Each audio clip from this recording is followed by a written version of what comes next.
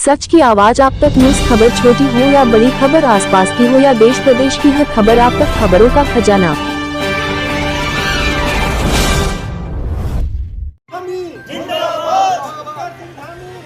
Ration भाड़े दिए जाने की मांग को लेकर जौनसार बाबर के राशन डीलरों ने किया प्रदर्शन।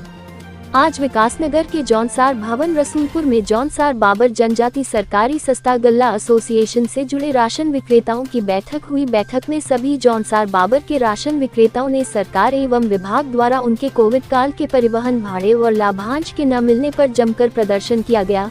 राशन विक्रेताओं का कहना है कि कोविड काल 2021-22 में राशन ढुलान और लाभांश 7 माह का परिवहन भाड़ा आज तक नहीं दिया गया। साथ ही 2023 और 2024 के 5 माह अप्रैल से सितंबर 2024 का परिवहन भाड़ा और लाभांश भी आज तक नहीं दिया गया है, जिससे समस्त राशन विक्रेताओं के सामने समस्याएं उत्पन्न हो गई है और नई मशीन और इलेक्ट्रॉनिक कांटे दिए जा रहे हैं, जिसका न तो कोई प्रशिक्षण दिया गया और कई ग्राम सभा की दुकानों पर लाइट और नेटवर्क की भी सुविधा उपलब्ध नहीं है, जैसी अन्य मांगों को लेकर उनके द्वारा प्रदर्शन किया गया। आइए जानते हैं क्या कहना है सरकारी सस्ता गल्ला एसोसिएशन अध्यक्ष नरेंद्र सिंह रावत का। पहले तो हम आप मीडिया वालों का बड़ा आभार व्यक्त करते हैं, आपने हमारी आवाज को सुन के हमारे जौनसार भवन में आए।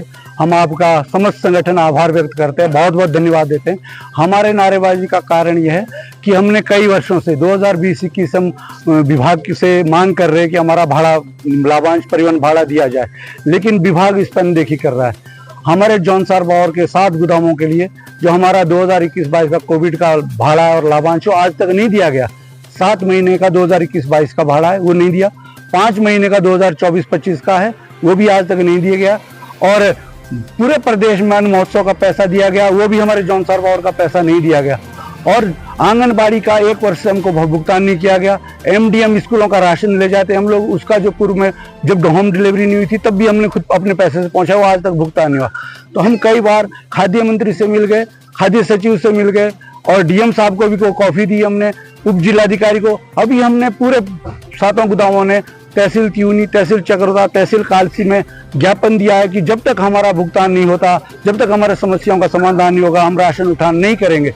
लेकिन उसके उपरांत विभाग ने अब नई स्कीम ले आई है कि पॉज मशीन, कि आपको ये पॉज मशीन लेनी है। हमने उसके लिए भी अपने क्षेत्र विधायक के पास भी गए थे, उनके पास भी लिखित दिया है कि हमारे पास भौगोलिक परिस्थितियों को देखते हुए नेटवर्क की सुविधा नहीं है, नेटवर्क नहीं आते। आज जो मशीनें दी गई उसमें इलेक्ट्रॉनिक कांटे भी साथ में दिए गए, उसमें अगर नेटवर्क नहीं तो हमारा मशीन काम नहीं करेगी। दूसरा, हमारा पर्वतीय क्षेत्र है, लाइट नहीं रहती, हमारे गोदामों को ना लाइटों का कनेक्शन है। अगर हम ये मशीन लगाते हैं तो बिना लाइट के कैसे चलेगी। जो हमने DF साहब को भी बताया, जिला पूर्ति अधिकारी महोदय जी ने क्या कहा है कि आपको मशीन उठानी पड़ेगी, वो आपको व्यवस्था करनी। तो हमारे को ना कोई मान दे दिया जाता, जो हमारे को मिलता था वो भी हमको सालों साल नहीं दिया जाता।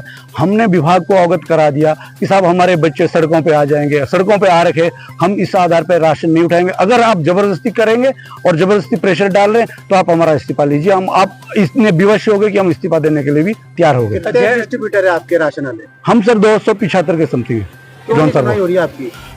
अब विभाग की मोनोपोली है, विभाग नहीं चाह रहा। तो जैसे सबको मालूम है कि आवश्यक सेवा है जो राशन वितरण है, और जैसे यहाँ पे हो गया, लेकिन जौनसार बावर जैसे जहाँ भौगोलिक परिस्थितियाँ बिल्कुल विपरीत है वहाँ अभी तक वितरित नहीं हुआ है। जी। तो लगातार आपकी जो मांग है ये अगर नहीं सुनी जा रही है तो अब आगे क्या कदम आप लेंगे? हमारा यही कदम, हम राशन नहीं उठाएंगे। अगर हमको ज्यादा प्रेशर बनाया जाएगा, ज्यादा दबाव बनाया जाएगा तो हम सामूहिक इस्तीफा देने के लिए भी तैयार है।